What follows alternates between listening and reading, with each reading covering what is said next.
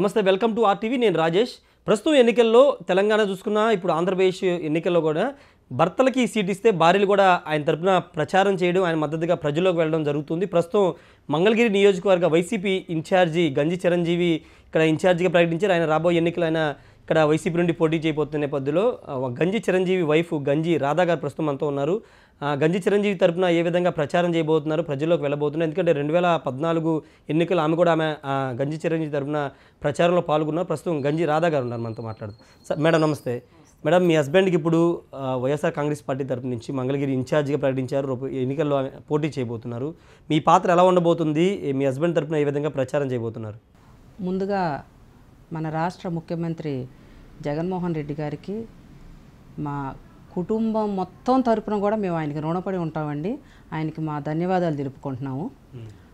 ఎందుకంటే మాకు ఇంతటి అవకాశాన్ని ఇచ్చినటువంటి సీఎం గారంటే, మేము గత ముఖ్యమంత్రి దగ్గర చేసున్నాము, 2014లో పోటీ చేసాము. ఇప్పుడు ఇక్కడికి వచ్చినాక మేము మారి ఇప్పటికి ఒక 16 నెలలు అవుతుంది అనుకుంటా పార్టీ మారి. అయితే ఈ 16 నెలల్లోనే ఆయన మాకు ఇచ్చినటువంటి అవకాశాలు కానీ, ఆయన మమ్మల్ని రిసీవ్ చేసుకున్న విధానం కానీ, అవి మేము మా జన్మలో ఎప్పటికీ మర్చిపోలేము అనమాట.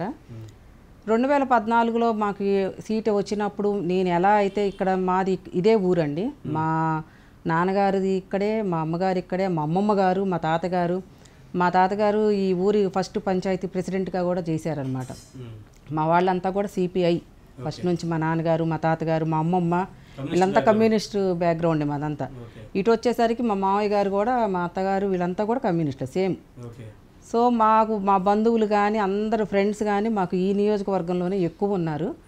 2014 మాకు టికెట్ ఇచ్చేటప్పటికి కూడా మాకు ఉన్నటువంటి టైము 12 రోజులే. అంత తక్కువ వ్యవధిలో 12 ఓట్ల తేడాతో మేము వెనక్కి వెళ్ళాము అంటే దానికి కారణం వీళ్ళందరూ కూడా మా బంధువులే కానీ, మా మిత్రులే కానీ, మా శ్రేయోభిలాషులు కానీ అందరు ఇక్కడ ఉండి మాకు అంత మంచి సపోర్ట్ ఇచ్చారు. కాబట్టి మేము ఆ రోజున అంత దగ్గరికి, విజయానికి దగ్గరగా వచ్చి ఓడిపోవటం జరిగింది. సో ఇప్పుడు మళ్ళీ రెండవసారి మాకు అవకాశం వచ్చింది. ఆ భగవంతుడే జగన్ గారి రూపంలో మాకు ఈ అవకాశాన్ని ఇప్పించారు. ఇప్పుడు కూడా మా వాళ్ళందరూ కూడా మాకు అట్లాగే సపోర్ట్ చేస్తారండి.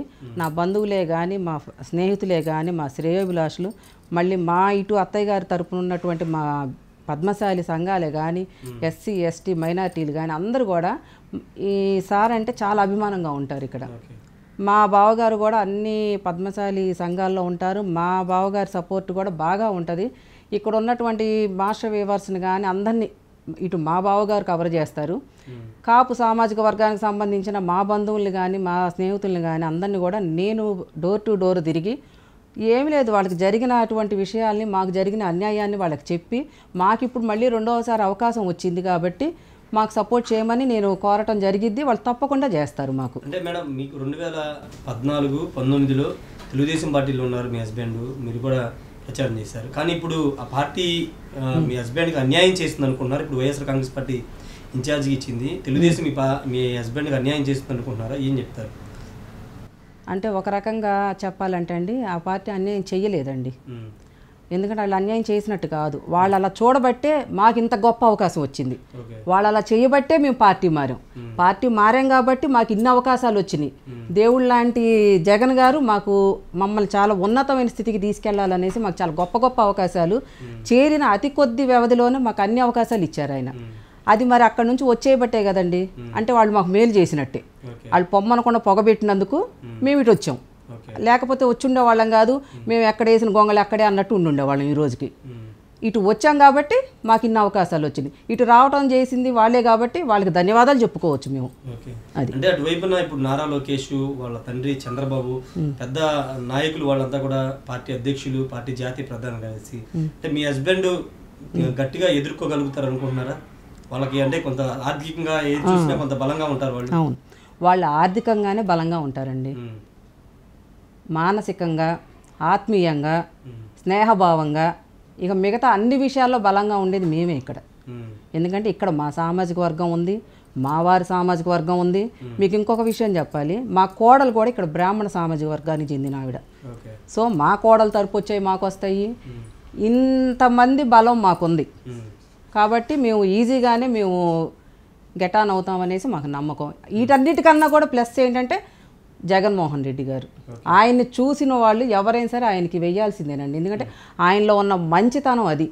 ఆయన మొహం చూస్తేనే చాలండి, నవ్వుతూ ఉండే ఆ ఫేస్ చూస్తే మన కడుపు నిండిపోద్ది. మొహాన చిటపట్లాడించుకుంటా ఉన్న మొహం చూస్తే మనకేం అనిపించదు. ఏముంటుంది, మనకు ఎందుకు వెళ్ళామా అనిపిస్తుంది అనమాట. ఆయన మొహం చూస్తేనే కడుపు నిండిపోద్ది. ఆయన మొహాన్ని గుర్తు తెచ్చుకొని అందరూ ఆయనకు ఓటేస్తారు. అంటే మీది ఇంటర్ కాస్ట్ మ్యారేజ్, మీరు కాపు సామాజిక వర్గానికి సంబంధించి అక్కడ జనరల్గా జరిగే ప్రచారం ఏంటంటే ఆయన బీసీ, మీరు కాపు కాబట్టి మంగళగిరిలో ఉన్నటువంటి బీసీలు కాపులందరూ వైసీపీకి మీ హస్బెండ్కి ఓట్లేస్తారని ఈక్వేషన్స్తోనే సీట్ ఇచ్చారని చెప్తున్నారు. ఎంతవరకు మీకు కాపు సామాజిక వర్గం ఇక్కడ మద్దతు ఇచ్చే అవకాశం ఉంది? ఇక్కడ టీడీపీ జనసేన పొత్తు ఉంది, కాపు ఓట్లు నారా లోకేష్ పడతాయని నమ్మకాలు వాళ్ళు ఉన్నారు. పవన్ కళ్యాణ్ కూడా వచ్చి ప్రచారం చేసే అవకాశం ఉంది, ఆయన మంగళగిరిలోనే ఉన్నారు ఇదే నియోజకవర్గంలో. ఎంతవరకు మీ కాపు సామాజిక వర్గం దగ్గర అయ్యే అవకాశం ఉంది? ఖచ్చితంగా మా కాపు సామాజిక వర్గం మాకే చేస్తారండి. ఎందుకు అంటున్నానంటే ఇదే సామాజిక వర్గంలో ఉన్నటువంటి మా కాపులు చాలామంది అసంతృప్తితో ఉన్నారు. ఎందుకు, జనసేనే, అదే జనసేన విడిగా పోటీ చేస్తే మాకు నిజంగా ఎఫెక్ట్ ఉండేది.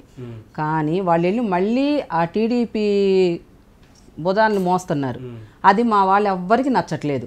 అధినాయకుడు చెప్పాడని వాళ్ళు అట్లా ఉన్నారే కానీ మనస్ఫూర్తిగా ఇష్టపడుతున్న వాళ్ళు ఎవ్వరూ లేరు. సో ఇక్కడ వరకు మాత్రం మా కాపు సామాజిక వర్గానికి చెంది, ఎందుకంటే ఇక్కడ ఉన్న వాళ్ళంతా మా బంధువులు ఎక్కువ, మొత్తం బంధువులే ఉన్నారు నియోజకవర్గంలో. వాళ్ళందరూ కూడా మాకు ఖచ్చితంగా సపోర్ట్ చేస్తారండి. అంటే ఎన్నికల ప్రచారంలో మీరు కూడా పాల్గొంటారా ఆయనతో పాటు? తప్పకుండా పాల్గొంటానండి. ఇంకా ఎలా ఉండబోతుంది అనుకుంటున్నారు మేడం? అంటే 2014 పరిస్థితులు వేరు, ఇప్పుడు పరిస్థితులు వేరు, రాజకీయం మొత్తం మారిపోయింది. కొంత డబ్బు పంచడం లేకపోతే ఆర్థికంగా ఇదిగా ఉండటం, ఈక్వేషన్స్ అని మారిపోయిన నేపథ్యంలో 2024లో గంజి చిరంజీవి నుంచి గెలిచే అవకాశం ఎంత ఉంటుంది అనుకుంటున్నారు? గెలుపు అనేది మాత్రం అంత తేలికగా వచ్చిద్దని నేను అనుకోవట్లేదండి. మేము దానికి కానీ చాలా కష్టపడాలి, మేము పడతాం కూడా. ఎందుకంటే మేము కష్టపడే మనస్తత్వం ఉన్నవాళ్ళమే కానీ తేరగా ఏది తీసుకుందామని అనుకునే వాళ్ళం కాదు. ఆ కష్టం మేము చేస్తాము, కష్టానికి తగ్గ ప్రతిఫలం ఆ భగవంతుడు ఇస్తాడు అనేది మాకు నమ్మకం ఉంది. ఓకే, మీరు కూడా ప్రచారంలోకి వస్తున్నారు కాబట్టి ఖచ్చితంగా మీరు కూడా కొన్ని రాజకీయ విమర్శలు ఎదుర్కోవాల్సి వస్తుంది. ఖచ్చితంగా సోషల్ మీడియాలో తప్పదు, విమర్శలు ఎదుర్కోవాల్సి సిద్ధంగా ఉన్నారా వాటన్నిటికీ? తప్పదు కదండి, మరి అడుగు పెట్టినాక అన్నిటిని ఎదుర్కోవాలి. ఇప్పుడు మీ ఇంటర్వ్యూ రిలే వచ్చినాక కూడా అనేవాళ్ళు అంటూ ఉంటారు, అవి కామను. ఏనుగు వెళ్తా ఉంటే కుక్కలు మురుగుతూ ఉంటాయి, అవి మనం పట్టించుకోకూడదు. అందుకని అనేవాళ్ళు అంటారు, విమర్శించే వాళ్ళు ఉంటారు, ప్రశంసించే వాళ్ళు ఉంటారు, మనకు సలహాలు ఇచ్చే వాళ్ళు ఉంటారు, మన శ్రేయోభిలాషులు ఉంటారు. అన్నిటినీ ఈజీగానే తీసుకోవాలి. ఇక అంటే ఏంటి గంజి చిరంజీవి గారి బలం ఏంటంటే ఏం చెప్తారు మీరు వైఫ్గా, ఏం చెప్తారు? ఆయన బలం వాళ్ళ అన్నయ్య గారు, నేను, ఏది కుటుంబ పరంగా, నియోజకవర్గ పరంగా ఆయనకున్నటువంటి బలం ఎస్సీ, ఎస్టీ, మైనారిటీ, బీసీలు ప్లస్ కాపులు. అది వీళ్ళంతా మద్దతు ఖచ్చితంగా గంజి. ప్లస్ ఇంకొకటి మాకు యాడ్ అయింది బ్రాహ్మిన్స్. ఈ 5, 6 ఉన్నాయి కదా ఇప్పుడు నేను చెప్పినవి, ఈ 5 సామాజిక వర్గాలు కూడా మాకు పనిచేస్తాయి ఖచ్చితంగా. ఇది మీరు ఇంత నమ్మకంతో 5 సామాజిక వర్గాలు మా వైపు ఉంటాయి అనుకున్నారు, కానీ టీడీపీ కూడా అదే ఆశాభావంతో ఉండే అవకాశం ఉంది కదా. వాళ్ళంతా కూడా తమకే ఓటు వేస్తాను, వాళ్ళు కూడా నమ్మకంతో ఉంటారు. నేను చెప్పానంటే ఆధారంతో చెప్తున్నాను. నేను ఎందుకు చెప్తున్నాను, నేను కాపు, సో మా వాళ్ళు ఉన్నారు బంధువులు, మా కోడలు బ్రాహ్మణు, వాళ్ళకి సంబంధించిన వాళ్ళు ఉన్నారు ఇక్కడ. ఇక 2014 మేము టీడీపీలో ఉన్న దగ్గర నుంచి కూడా మా వారు, ఇప్పుడు వాస్తవంగా మా వారు బీసీ, ఆయనకు సంబంధించి మా బంధువులు ఉన్నారు ఇక్కడ బీసీలు, వీళ్ళు వేస్తారు. ఇక మిగిలింది ఎస్సీ, ఎస్టీ, మైనార్టీ. తెల్లారు లెగిస్తే మా ఇంటికి వచ్చేవాళ్ళు కానీ వెళ్ళేవాళ్ళు కానీ ఆ సార్ మీద ఎక్కువ అభిమానం చూపించేది కానీ, ఈవెన్ మా ఇంట్లో వర్క్ చేసేది కానీ అందరూ కూడా మాకు ఎస్సీలతోనే ఎక్కువ నాకు అటాచ్మెంట్. సార్కి కూడా వాళ్ళతోనే ఉంది. వాళ్ళందరూ కూడా అంత అభిమానంగా ఉంటారు సార్ అంటే. కాబట్టి వాళ్ళందరూ మాకు చేస్తారని నేను గట్టి నమ్మకంతోనే ఉన్నాము. అంటే రాజకీయాల్లోకి వచ్చేసరికి, ఓట్లు వేసేసరికి, ఓట్లు టైం వచ్చేటయానికి అభిమానం అనేది అక్కడ కొలమానం అవ్వే అవకాశం లేదు, కొలమానం మారే అవకాశం లేదు. అక్కడ వాళ్ళ చాయిస్ వేరే ఉండే అవకాశం ఉంది. ఎంతవరకు నమ్మకం ఉంటుంది? అది ఒకప్పుడు ఉండేదండి, ఇప్పుడైతే నేను అది ఒప్పుకోను. ఎందుకంటే ఇప్పుడు అభిమానమే పనిచేస్తుంది. మీరు ఎవరు ఏది చేసినా అన్నీ వింటున్నారు, ఎవరేది చెప్పినా వింటారు, ఇటు చెప్పినా వింటారు, అటు చెప్పినా వింటున్నారు ప్రజలు. కానీ ఆ టైం వచ్చేసరికి వాళ్ళకి వ్యక్తిగతంగానే తీసుకొని ఏ మనిషి మనకి ఉపయోగపడతారు, ఎవరు ఇక్కడ మనకు అందుబాటులో ఉంటారు, ఎవరు మనతో మంచిగా ఉంటారు. ఇప్పుడు మా వారిని గెలవాలంటే ఎక్కడికి వెళ్ళక్కల మేము ఇక్కడే ఉంటాము. వాళ్ళు ఏ టైంకి వచ్చిన ఎనీ టైం మేము తలుపులు తీస్తాము, ఫోన్ చేసిన ఫోన్ రిసీవ్ చేసుకుంటారు.